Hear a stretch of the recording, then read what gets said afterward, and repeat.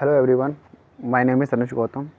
Here is question number 1 from exercise 2.2 of class 10th from NCERT.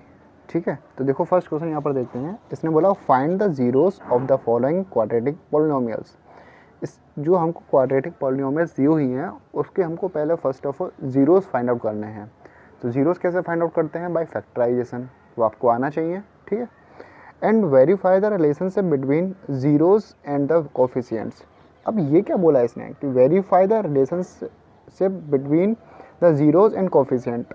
तो इसके ऊपर मैंने एक टॉपिक इस टॉपिक के ऊपर मैंने एक वीडियो ऑलरेडी बनाकर अपने चैनल पर अपलोड कर दी है, तो आप वहाँ जाकर उसको देख सकते हो. फर्स्ट ऑफ ऑल आपको वो आना चाहिए. अगर आप जब तक आप उसको नहीं समझोगे आपको ये क्वेश्चन बिल्कुल समझ में नहीं आएगा. ठीक है.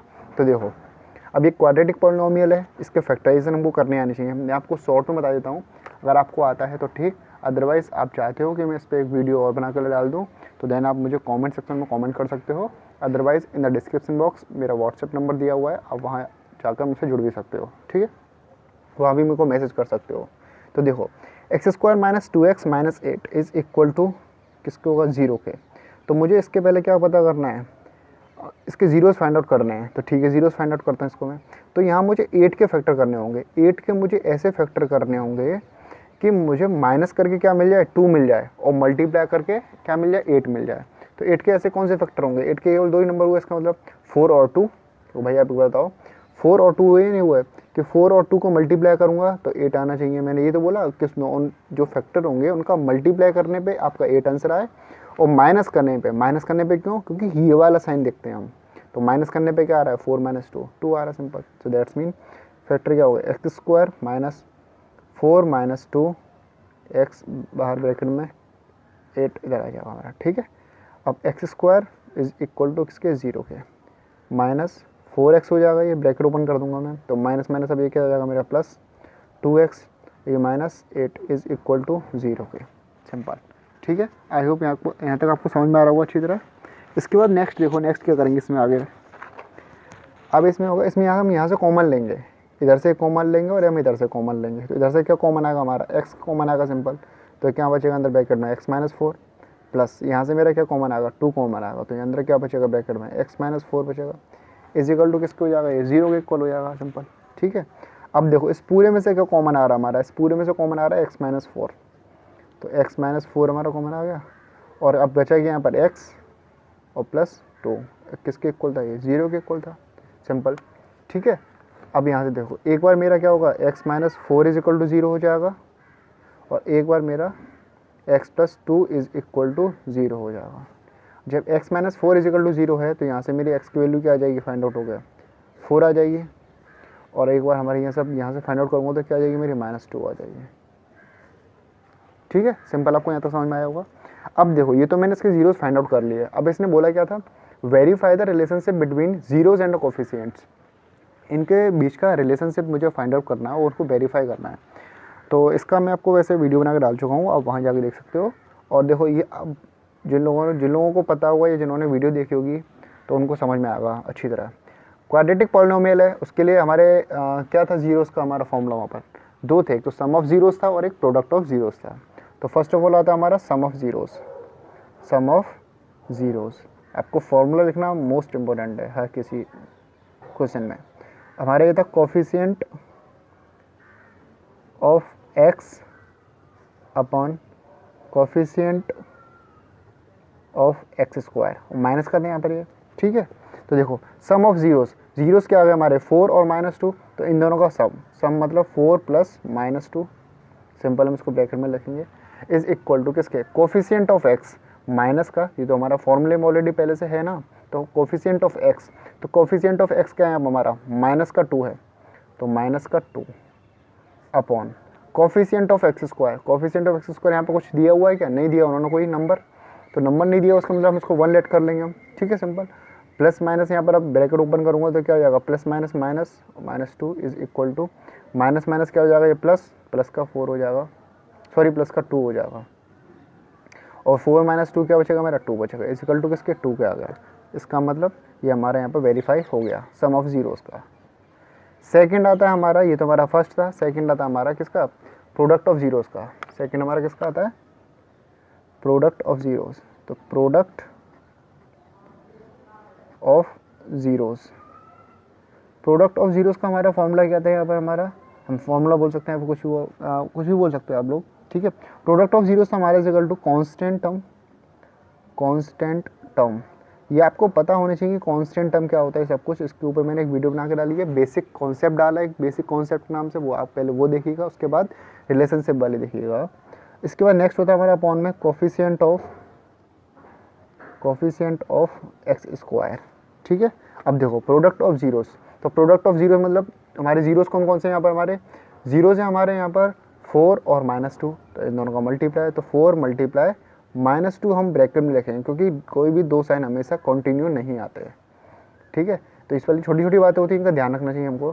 कांस्टेंट टर्म हमारे यहाँ पर क्या है, हमारा 8, वो भी किसका, माइनस का 8 है, प्लस का 8 होता कोई प्रॉब्लम नहीं थी, और यहाँ पर कोई माइनस का साइन लगा नहीं है, जैसे इसमें सम ऑफ ज़ीरोज़ में हमको माइनस का साइन लगा के दिया हुआ था इन्होंने फॉर्मूले में, तो प्रोडक्ट ऑफ ज़ीरोज़ में हमारा कोई साइन नहीं लगा हुआ, so that's mean constant term बोला इन्होंने, तो हमने 8 लिया। अब 8 किसका दिया यहाँ पर, हमको ये साइन देखना पड़ेगा, ये जरूरी है, नहीं तो आपका आंसर इक्वल नहीं आएगा, और अगर आपका आंसर इक्वल नहीं आ रहा है, इसका मतलब आपने कहीं ना कहीं यहाँ पर गलती करी है, इसका मतलब, ठीक है।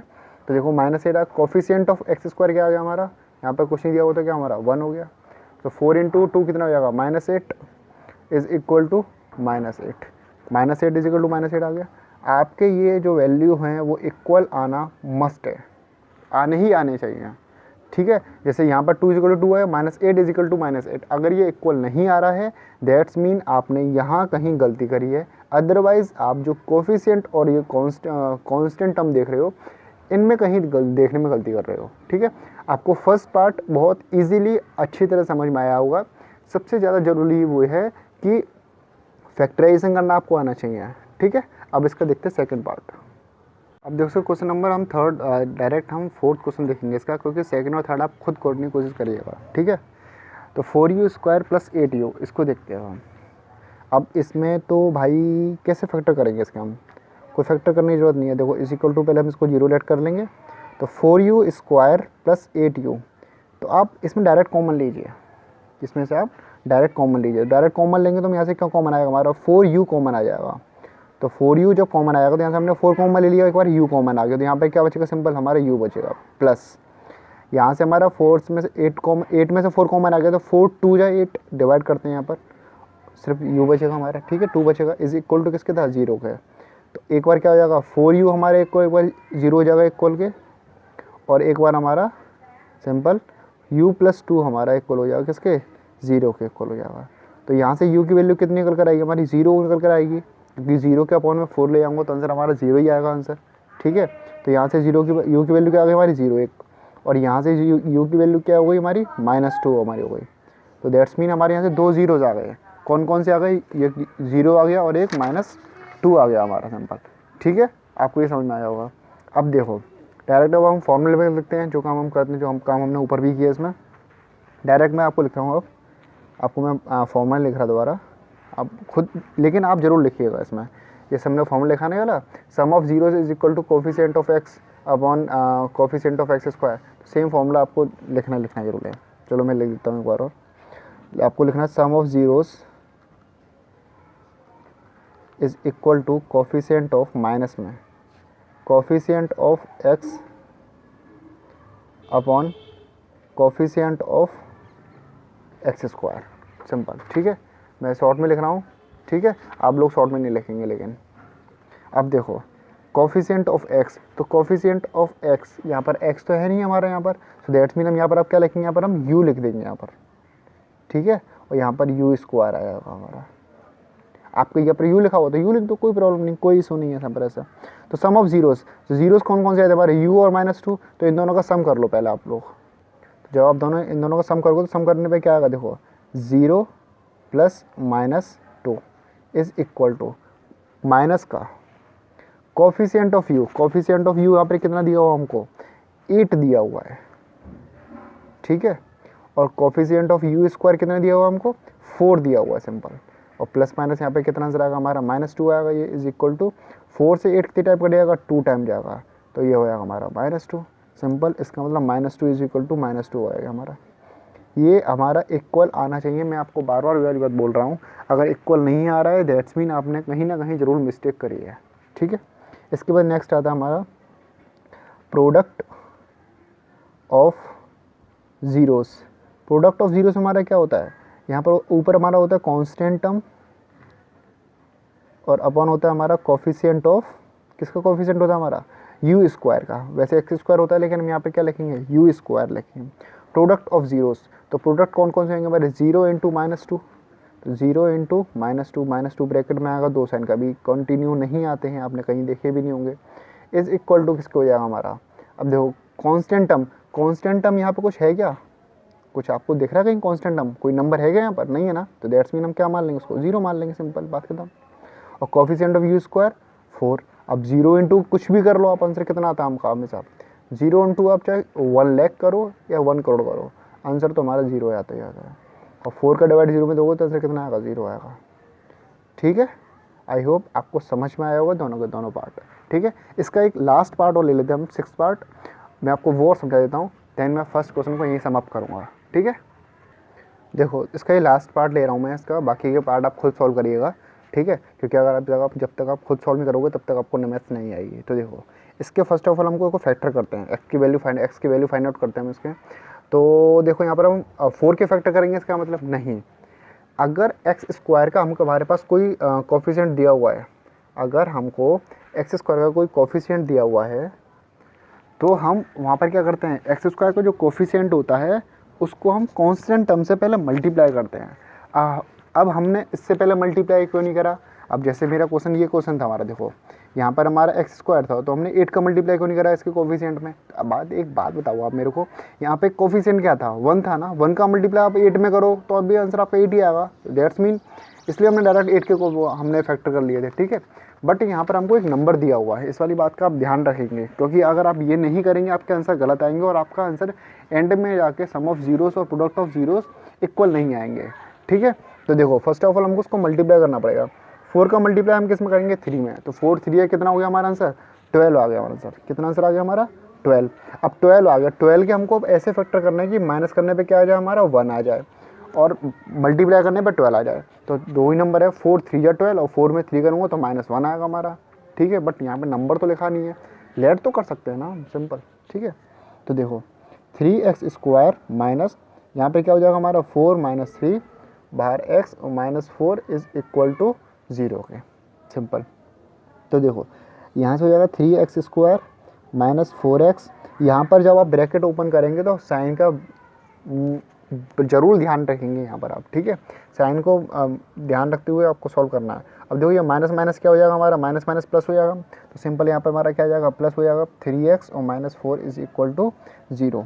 तो देखो अब यहाँ से क्या कहते हैं, हमारा क्या कॉमन आ सकता है, x कॉमन आ सकता है, तो जब x कॉमन आएगा तो यहाँ पे क्या बचेगा हमारा ब्रैकेट में, बचेगा 3x और -4 बचेगा सिंपल, और प्लस यहाँ से कुछ कॉमन आ जाएगा क्या हमारा, कुछ कॉमन नहीं आएगा, यहाँ तो यहाँ से वेरिएबल कॉमन आ रहा है और ना ही यहाँ से हमारा कोई नंबर कॉमन आ रहा है, तो दैट्स मीन हम यहाँ से 1 कॉमन मान लेंगे, तो 3x - 4 इज इक्वल टू 0। मैं आपको एक चीज़ बता देता हूँ, ध्यान रखना जब कॉमन लोगे तो जो इस ब्रैकेट में आएगा सेम इसी ब्रैकेट में आएगा। अगर आप ध्यान से देखेंगे तो देखो जो इस ब्रैकेट में आ रहा है सेम हमारा इसी ब्रैकेट में आता है, ठीक है। अब देखो इनमें से क्या कॉमन आ गया हमारा, तो हमारा कॉमन आ जाएगा 3x - 4 और हमारा इधर बचेगा x + 1 इज इक्वल टू किसके, 0 के। तो एक बार 3x - 4 इज इक्वल टू 0 के और एक बार x + 1 हमारा इज इक्वल टू 0 के।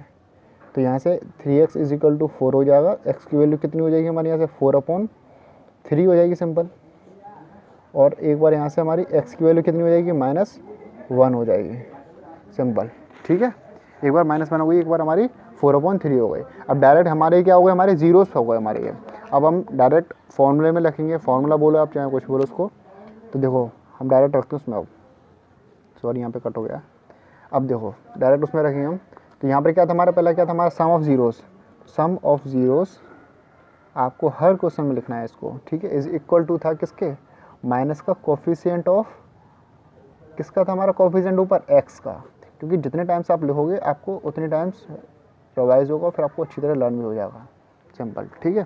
तो देखो सम ऑफ ज़ीरोस मतलब हमारे ज़ीरोस क्या क्या है इसके, हमारे 4/3 और -1, तो इन दोनों का सम कर दो, तो 4/3 plus -1 is equal to minus coefficient of x. Coefficient of x के यहाँ पर हमारा -1 हो जाएगा, माइनस पहले से और ये -1 अलग से हो जाएगा हमारा, अपन कोफिशिएंट ऑफ एक्स स्क्वायर कितना हो गया यहाँ पर हमारा 3 हो गया। तो देखो 4/3 -1 क्योंकि प्लस माइनस माइनस अपॉन में 1 हो जाएगा। सिंपल आप इसमें 4 में से 1 माइनस मत कर देना, यहाँ पर हमारा एलसीएम लेके सॉल्व होगा, ठीक है। Is equal to minus minus क्या हो जाएगा प्लस और अपॉन 3। यहाँ से मैं अब 3 एलसीएम लूँगा तो 4 बचेगा ऊपर और -3 बचेगा इज इक्वल टू 1/3। तो यहाँ पर कितना हो जाएगा 1/3 इज इक्वल टू 1/3 आ गया इक्वल। सम ऑफ जीरोस हमारा इक्वल आ गया सिंपल, ठीक है। अब हम देखते हैं प्रोडक्ट ऑफ जीरोस। अब हम देखते हैं प्रोडक्ट ऑफ जीरोस। तो प्रोडक्ट ऑफ जीरोस हमारा किसके इक्वल था? Product of zeros is equal to था हमारा कांस्टेंट टर्म। आपको ये फॉर्मूला हर क्वेश्चन में लिखना है, क्योंकि जब आप जितना ज़्यादा लिखोगे आपको उतने अच्छे तरह लर्न होता जाएगा, ठीक है। Simple coefficient of upon x square, यहाँ पर माइनस का साइन लगता है, यहाँ पर माइनस का साइन नहीं लगता है, माइनस का साइन। प्रोडक्ट ऑफ जीरोस, तो जीरोस कौन कौन से थे हमारे? 4/3 और -1। तो इन दोनों का मल्टीप्लाई करेंगे तो 4/3 मल्टीप्लाई -1 इज इक्वल टू किसके? Constant term. कांस्टेंट टर्म क्या है हमारे यहाँ पर? -4। मैंने आपको सिंपल बोला, यहाँ पर साइन माइनस का नहीं दिया हुआ है, दैट्स मीन। और यहाँ पर जो साइन दिया हुआ उसके साथ लेंगे। अगर प्लस का दिया हुआ होता तो हम कोई साइन नहीं लेते, सिर्फ नंबर लेते हैं, क्योंकि प्लस का साइन कभी लगाया नहीं जाता है। बट यहाँ पर माइनस का साइन लगा हुआ है, तो माइनस का साइन हमको लगाना पड़ेगा। Upon coefficient of x square, तो कोफिशिएंट हमारा एक्स स्क्वायर का कितना दिया हुआ है? 3। सिंपल -1 का मल्टीप्लाई, आप 1 का मल्टीप्लाई किसी में भी करो, आंसर आपको वही आता है, ठीक है। तो माइनस का करोगे तो कितना हो जाएगा? माइनस का 4/3 हो जाएगा इज इक्वल टू माइनस का 4/3। माइनस का 4/3 माइनस का 4/3 इज इक्वल टू आगे दोनों इक्वल आ गए। मैं आपको दोबारा बोल रहा हूँ ये वाली बात, आपके ये दोनों नंबर इक्वल आने चाहिए। अगर इक्वल नहीं आए हैं दैट्स मीन आपने कहीं ना कहीं कोई ना कोई मिस्टेक जरूर करी है, ठीक है। आई होप आपको तीनों के तीनों पार्ट समझ में आए होंगे क्वेश्चन नंबर फर्स्ट के। If you like this video then please subscribe the channel and also hit the bell icon. Thank you so much.